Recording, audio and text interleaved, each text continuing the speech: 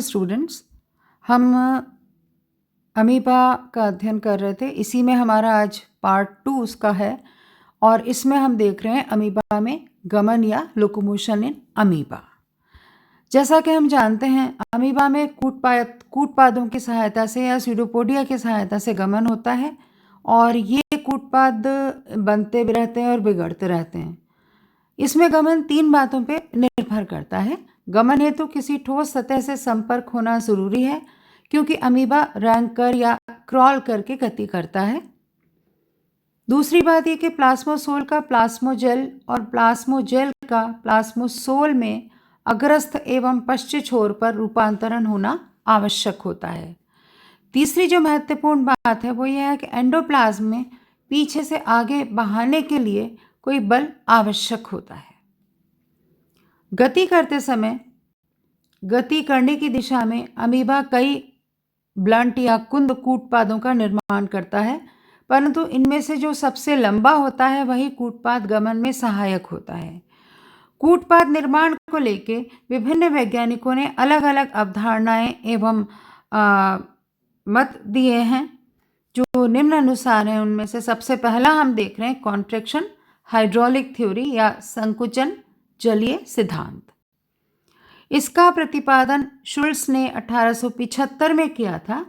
इसके अनुसार अमीबा के पिछले सिरे पर उपस्थित एक्टोप्लाज्म सिकुड़ता है तथा भीतर की ओर उपस्थित एंडोप्लाज्म को आगे की ओर धकेलता है तथा इस प्रकार स्यूडोपोडियम का निर्माण जो है वो हो जाता है। जो दूसरी अवधारणा है वो है सरफेस टेंशन थ्योरी या पृष्ठ तनाव मत। इसका सर्वप्रथम जो प्रतिपादन है वो बर्थोल्ड ने 1886 में किया था। इस सिद्धांत का जो मत है उसके अनुसार अमीबा के शरीर से धरातल के किसी भी स्थान पर पृष्ठ तनाव के कम हो जाने के कारण इस स्थान पर जीव द्रव्य भीतरी दबाव के कारण कूटपाद के रूप में बाहर निकल आता है। ये हम देखते हैं लुढ़काव मत या रोलिंग मूवमेंट थ्योरी। ये चित्र में भी आपको दिखाई दे रहा है। जैसे कि ये जो मत है इसका प्रस्तुतिकरण जेनिंग्स के द्वारा 1904 में किया गया था और इन्होंने बताया कि अमीबा में गति किसी तल से भरे गोले के लुढ़कने वाली गति के समान ही होती है। अमीबा में ये गति जीव द्रव्य के चक्कर यानी कि साइक्लोसिस लगाने के कारण होती है।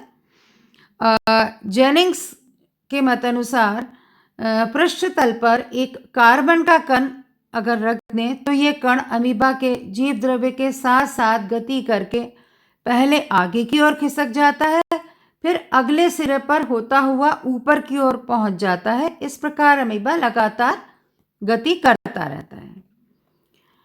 चौथा जो मत आ रहा है या सिद्धांत आ रहा है या हाइपोथेसिस आ रही है वो है contraction and walking movement theory, संकुचन एवं चलन गति सिद्धांत। इसका प्रतिपादन डेलिंगर द्वारा 1906 में किया गया था और इसके अनुसार साइटोप्लाज्म में उपस्थित संकोचनशील पदार्थ इस गति के लिए उत्तरदायी है। अमीबा को जिस दिशा में गति करना होती है एक कूटपाद का प्रसारण उधर करता है एवं इसे सतह से चिपका देता है। सतह पर टिकते ही इसमें संकुचन होता है। अब पूरा कूटपाद प्रसारित करता है, इसे सतह से चिपका लेता है और जैसे ही सतह पर टिकता है इसमें संकुचन होता है और पूरा साइटोप्लाज्म आगे की ओर खिंच जाता है। यानी कि बार बार ये एक्सपेंशन और कॉन्ट्रैक्शन होता है और कूटपाद बनते हैं बार बार। अमीबा आगे बढ़ता जाता है इस बार बार कूटपाद के बनने और बिगड़ने की सहायता से। और अगला 5वां सिद्धांत आता है सोलजल सिद्धांत या सोलजल थ्योरी। उपरोक्त सभी सिद्धांतों में से ये सोलजल थ्योरी जो है वो सर्वमान्य है। इसका सर्वप्रथम प्रतिपादन हाइमन के द्वारा 1917 में किया गया था। पैंटिन ने 1923 से 1926 तथा मास्ट 1925 ने भी इस सॉल्जल सिद्धांत का समर्थन किया। इस मतानुसार अमीबा में गति साइटोप्लाज्म में परिवर्तन के कारण होती है। ये सिद्धांत जीव द्रव्य के स्वतः सोल एवं जल में परिवर्तन के सिद्धांत पर आधारित है। इसके अनुसार अमीबा में प्रचलन को हम इन 4 पदों से समझ सकते हैं। चित्र में भी आपको ये दर्शाया जा रहा है। सबसे पहला, अमीबा शरीर में पाई जाने वाली सबसे बाहरी झिल्ली प्लाज्मा लेमा जो है आधार से चिपक जाती है। फिर दूसरे चरण में अमीबा में उपस्थित प्लाज्मोसोल गति की दिशा में बहने लगता है। इसी समय पश्चिम भाग में प्लाज्मोजेल का ये भाग जो है वो गाढ़ा एंडोप्लाज्म होता है। प्लाज्मोजेल का आंशिक द्रवीकरण होने लगता है। वह प्लाज्मोजेल प्लाज्मोसोल में बदलने लगता है। इससे केंद्रवर्ती प्लाज्मोसोल आगे की ओर बहने लग जाता है और कमज़ोर क्षेत्र के प्लाज्मोजेल पर दबाव डालता है। इस दबाव के कारण एक छोटा उभार बन जाता है। ये जो उभार बन रहा है, यही उभार कूटपाद बनने की प्रारंभिक अवस्था होती है। जैसे ही प्लाज्मोसोल इस नए बने कूटपाद में प्रवेश करता है और शीघ्रता से प्लाज्मोजेल में परिवर्तित होने लगता है, इस प्रकार कूटपाद एक मजबूत जिलेटिन की नलिका बना लेता है। अब तीसरे चरण में क्या होता है, अमीबा शरीर के पोस्टीरियर भाग या पश्चिम भाग का जो प्लाज्मोजेल है वो प्लाज्मोसोल में बदलने लगता है। ये प्लाज्मोसोल नए बने कूटपाद में बहने लगता है। चौथे चरण में या चौथे पद में प्लाज्मोजेल में बची हुई नलिका जो है वो संकुचित होती है, जिसमें शरीर के आगे की ओर ये बढ़ता है और ये सभी क्रियाएं बार बार दोहराई जाती रहती हैं। वह अमीबा आगे की ओर बढ़ता रहता है। छठा सिद्धांत जो है उसे हम फोल्डिंग एंड अनफोल्डिंग थ्योरी या वलनन एवं अवलनन सिद्धांत के रूप में जानते हैं। और इस सिद्धांत का प्रतिपादन गोल्डार्टे और लॉर्च ने 1952 में किया था और गोल्ड्रैक ने इसे पुनः फिर 1952 में खोजा। इसके अनुसार साइटोप्लाज्म में उपस्थित प्रोटीन चेन्स के वलन व अवलन द्वारा प्रोटीन मॉलिक्यूल्स में कॉन्ट्रैक्शन व रिलैक्सेशन उत्पन्न होते हैं और इन्हीं क्रियाओं द्वारा कूटपाद का निर्माण होता है।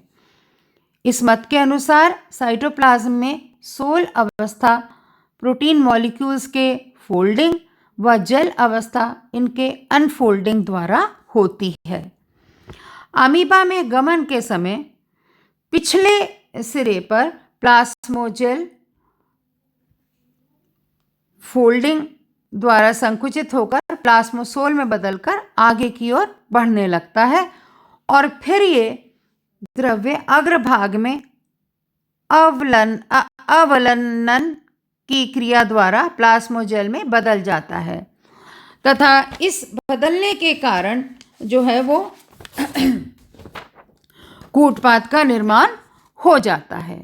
इस क्रिया में काफ़ी मात्रा में ऊर्जा काम में आती है। ये आवश्यक ऊर्जा एटीपी एडिनोसिन ट्राइफॉस्फेट द्वारा प्राप्त की जाती है जो जीव द्रव्य में उपस्थित होता है।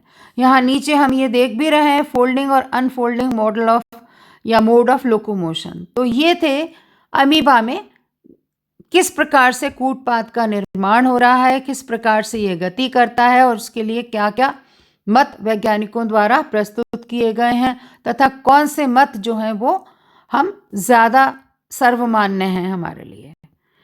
Thank you.